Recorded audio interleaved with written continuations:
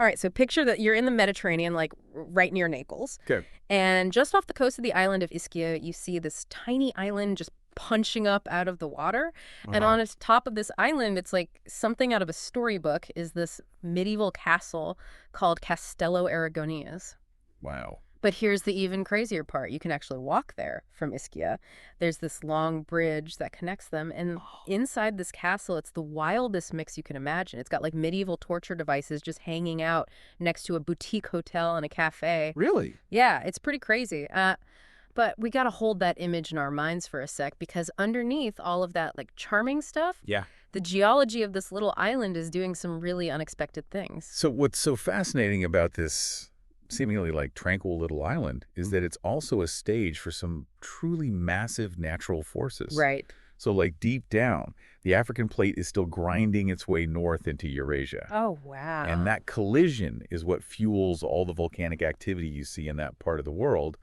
In a less dramatic, but equally significant way, it's also causing carbon dioxide gas to seep out of these vents on the seabed all around Castello Aragonese. Yeah, and get this, way back in 1302. Okay. There was a volcanic eruption on Ischia so big that everyone had to evacuate to this island castle for safety. Oh, wow. So this little spot has definitely seen some stuff. But what really caught our attention in the material you sent was this constant, like, natural fizz of almost pure carbon dioxide that's constantly bubbling up from these vents. And it basically creates this tiny contained zone in the ocean.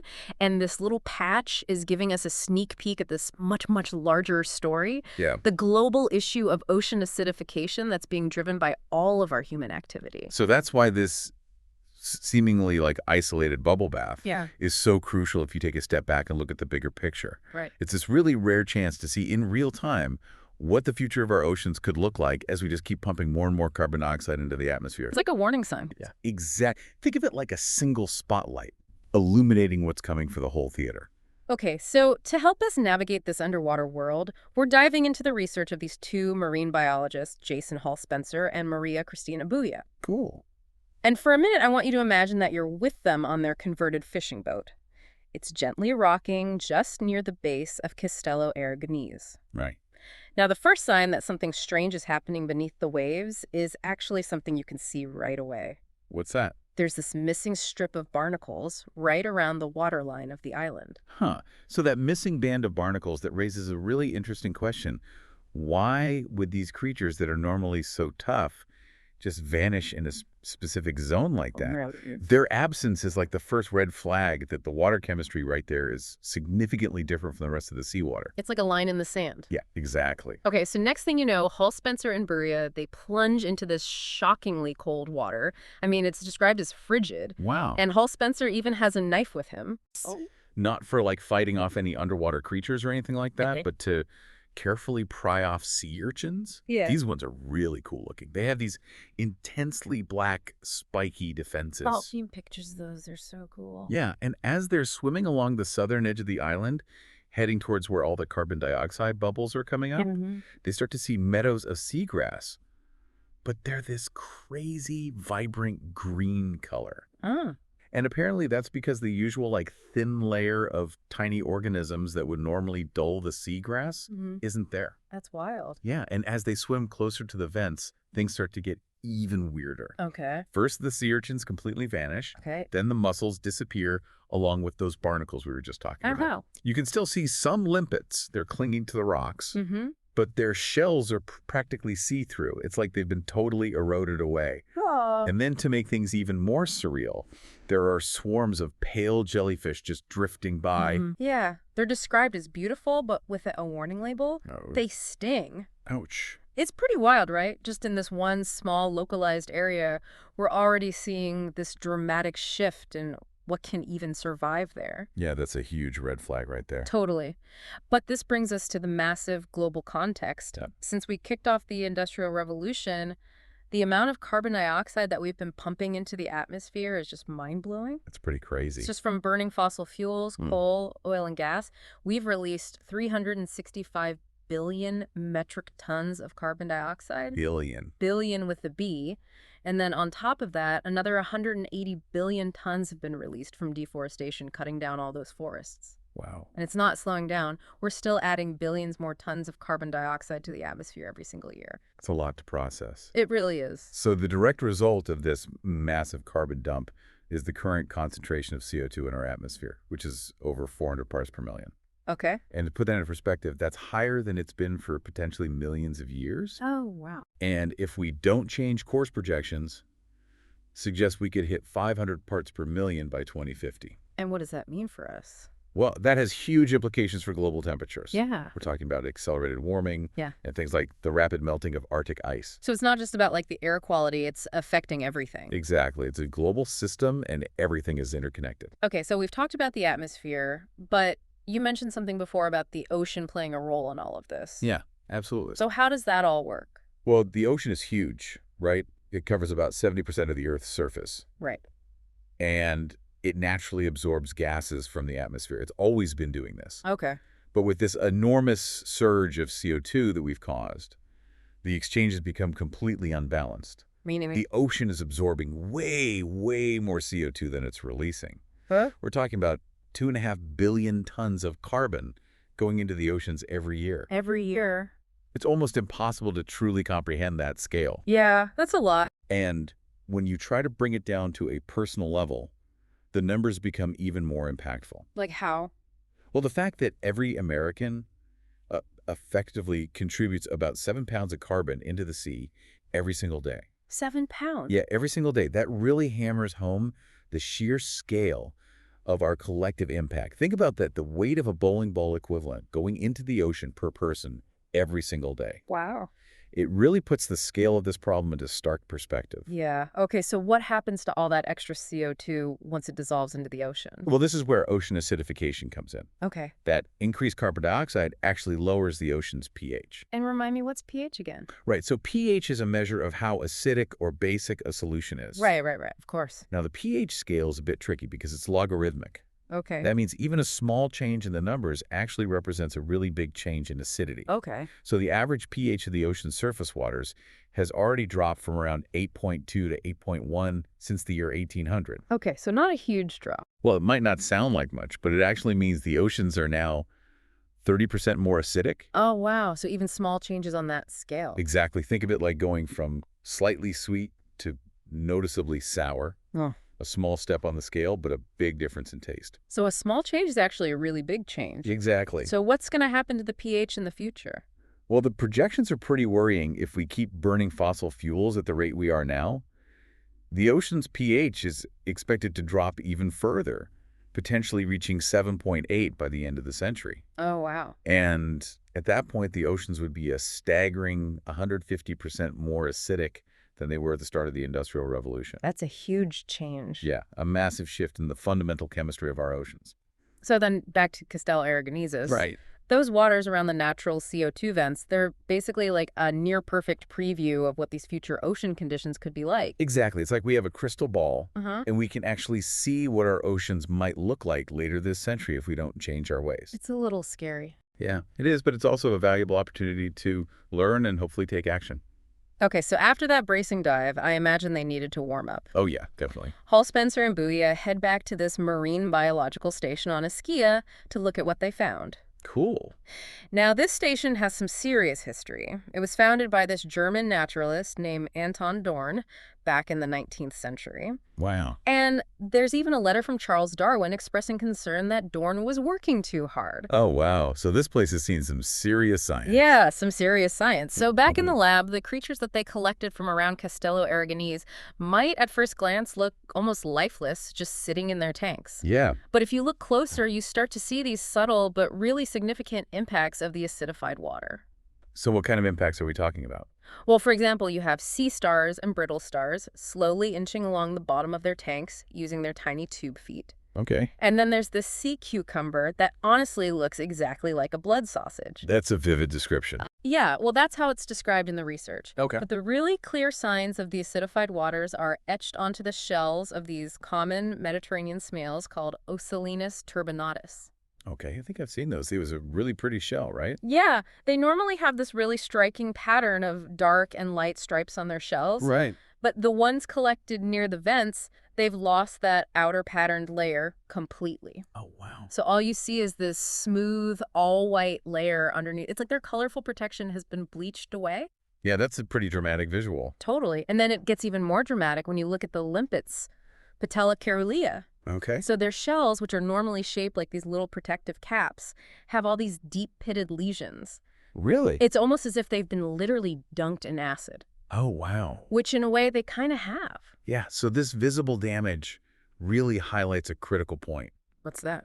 While we humans expend a lot of energy to keep our internal pH stable, a lot of these simpler marine organisms don't have that sophisticated ability. So they just have to take whatever the water throws at them. Exactly. They have to tolerate the conditions of the water around them.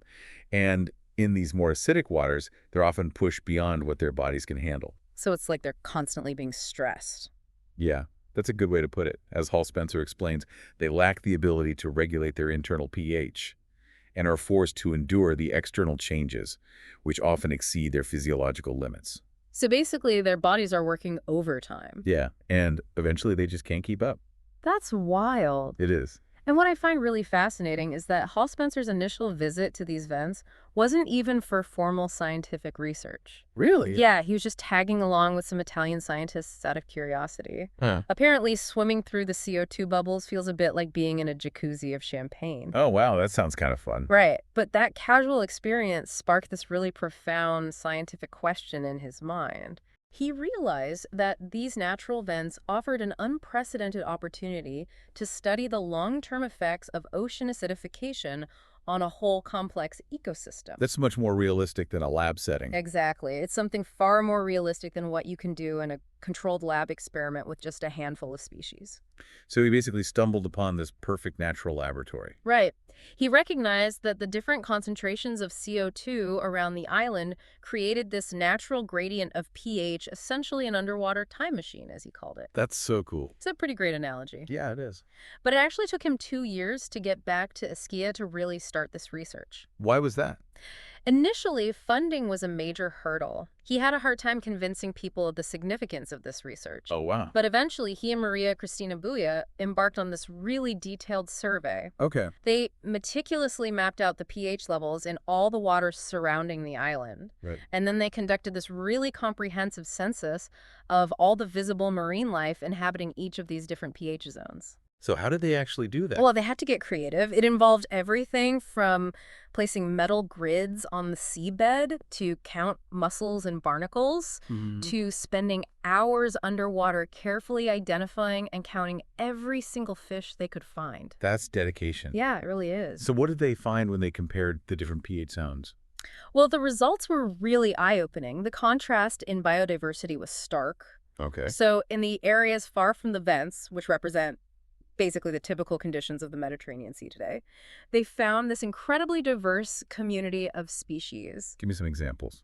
Okay, so they found sponges that look like bright yellow tubes. These are called Agelus oroids. Okay. And then these fish known to sometimes cause mild hallucinations if you eat them. These are called Sarpa sulpa. Hallucinations. Yeah, mild ones, but still. Wild. They also found those striking lilac sea urchins we were talking about before, Arbatia lixila, Okay. and a type of pinkish red seaweed, Amphoraea origina, and this really cool green seaweed that's made up of little disc-like segments called Halomedo tuna. Wow, it sounds like a real underwater garden. Yeah, it really does. And in total, they counted 69 different animal species and 51 plant species in this vent-free zone. That's amazing. It is. But then when they've ventured closer to the vents, into the zone where the pH was around 7.8. Which is what our oceans are projected to be like by the end of the century. Exactly. The picture was dramatically different. In what way? Several common species had just completely vanished. Like which ones?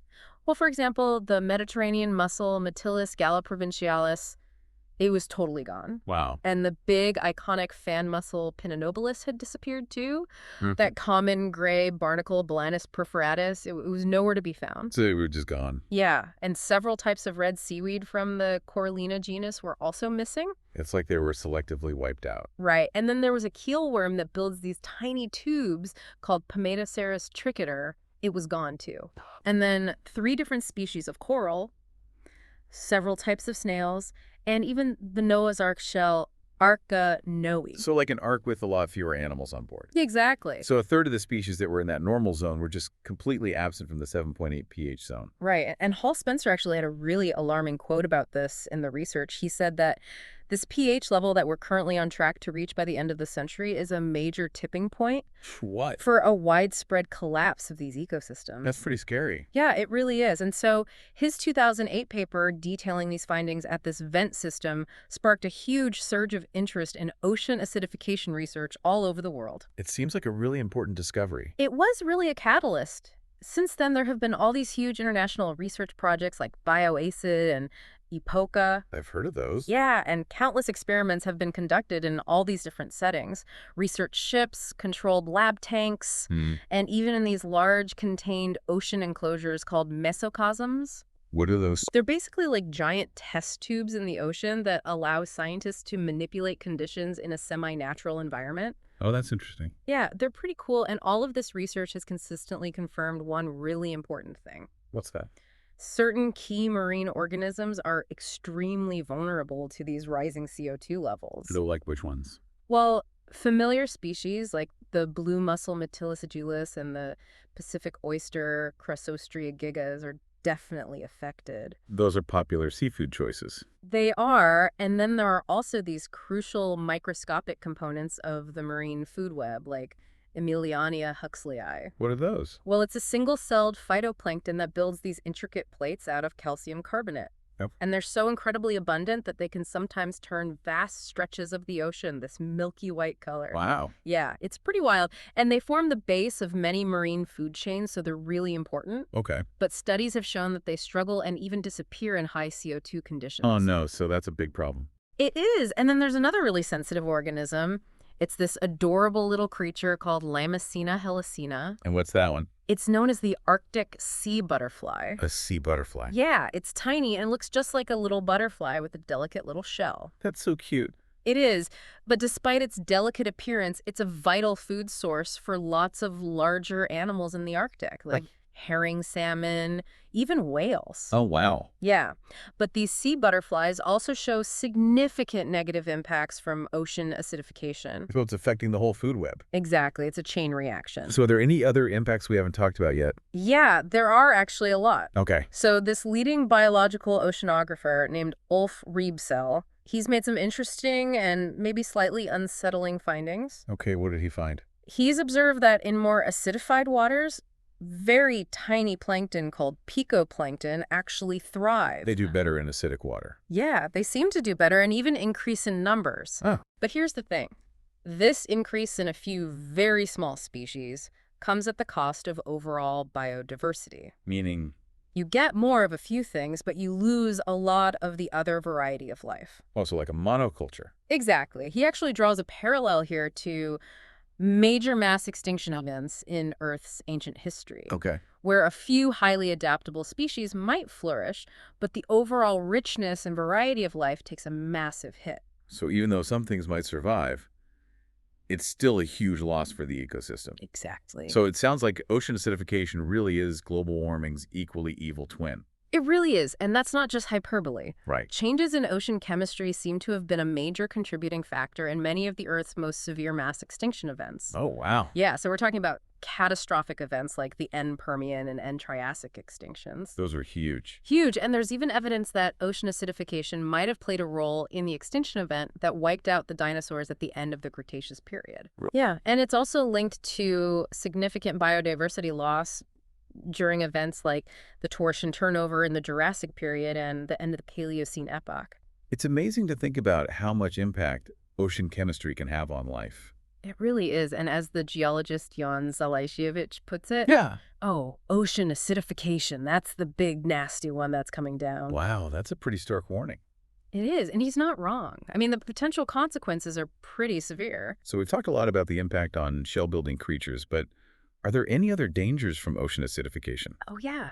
Tons. Okay, like what? Well, it can disrupt a lot of really basic biological processes within marine organisms. Oh. It can alter the availability of crucial nutrients like iron and nitrogen in the water. Oh. It can affect how much light penetrates the ocean's surface. Wow. And it can even change the way sound travels underwater, which could make the marine environment a lot noisier for animals that rely on sound to communicate and navigate. Oh, that's interesting. It's a lot of different impacts. It is. And on top of all of that, it could also create conditions that favor the growth of harmful toxic algae. So like algal blooms. Exactly. Yeah.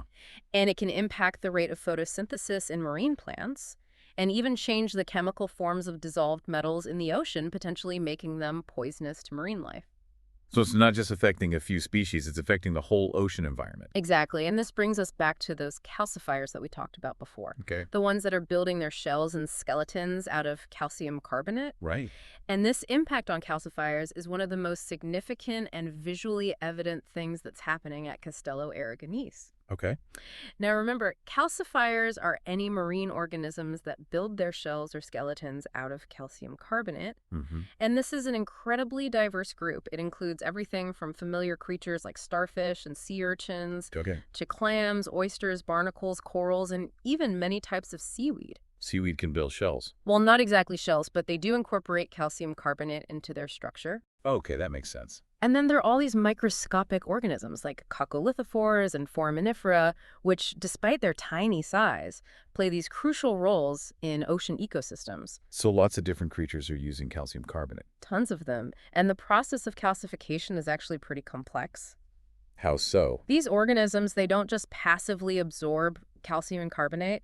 They have to actively manipulate the water chemistry, right, where they're building their shells to combine calcium ions and carbonate ions into solid calcium carbonate. So it's not just a simple process? Not at all. It's like they're tiny underwater chemists. That's really cool. It is, but ocean acidification throws a major wrench into this delicate process. How? It reduces the availability of carbonate ions in the seawater. Okay. So to use a helpful analogy, it's like trying to build a house, but someone keeps stealing your bricks. I like that analogy. Yeah, it's a good one. And that's basically what happens to calcifiers in these acidified waters. So they're constantly having to find more materials. Exactly. The fewer carbonate ions available, the more energy the organism has to expend to build its shell. Okay. And beyond a certain threshold, the water can even become corrosive to existing calcium carbonate structures. Right. It literally dissolves them. Oh, wow. And that's what we see happening with the fragile shells of those limpets near the vents at Castello Aragonese. So the water's literally eating away at their shells. Pretty much. And when you look at the specific list of calcifiers that are missing from that 7.8 pH zone at Castello Aragonese, it really drives home their vulnerability. Okay, like who's missing?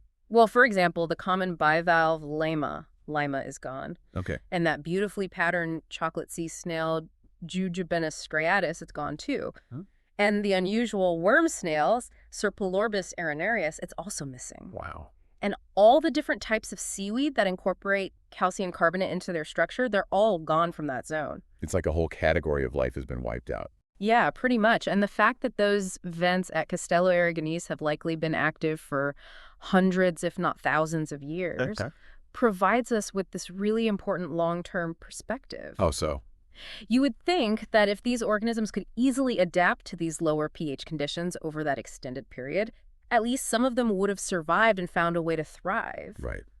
But they're just gone. And Hall Spencer actually points this out in the research. What did he say? He says that despite countless generations of exposure to these conditions, they're simply absent. So no adaptation. It doesn't seem like it, which is a really powerful indicator of the severity of this problem for these organisms. Yeah, I see what you mean. And then when you get closest to the actual vents. Right, where the CO2 is bubbling up. Exactly. Right. It's even more extreme. Calcifying organisms are completely absent. Wow. This area is like an underwater vacant lot. Cool. It's dominated by just a few very hardy native algae. Okay. And some invasive algae species that seem to be able to tolerate those conditions. There's a single type of shrimp, a tough sponge, and just two kinds of sea slugs. So just a handful of creatures can survive there. Yeah, and Hall Spencer actually compared it to a heavily polluted harbor. Really? Where only a few weed-like species can manage to survive under these extreme CO2-rich conditions. So it's like an underwater wasteland? Yeah, pretty much. It's hard to believe that that's what our oceans could look like. I know it's a pretty bleak picture, but it's important to remember that we still have time to change course. Okay. But we need to act quickly. So what can we do? Well, the first step is understanding the problem, which is why we're doing this deep dive. Right. But beyond that, we need to reduce our carbon emissions drastically and quickly. So things like transitioning to renewable energy Exactly. Things like solar, wind, geothermal. and reducing our reliance on fossil fuels. Right. And we also need to protect and restore our coastal ecosystems, things like mangroves, seagrass beds, and kelp forests. Why are those so important? Well, they act as natural carbon sinks. They absorb and store carbon dioxide from the atmosphere, which helps to mitigate the effects of ocean acidification. Oh, that's cool. So protecting nature can actually help us fight climate change. Absolutely. And there are a lot of other things we can do too, like supporting sustainable fisheries, reducing plastic pollution, and advocating for policies that address climate change. So it's a multifaceted problem that requires a multifaceted solution. Exactly. It's not going to be easy, but it's definitely possible if we all work together. I hope so for the sake of our oceans and for our own sake. Me too.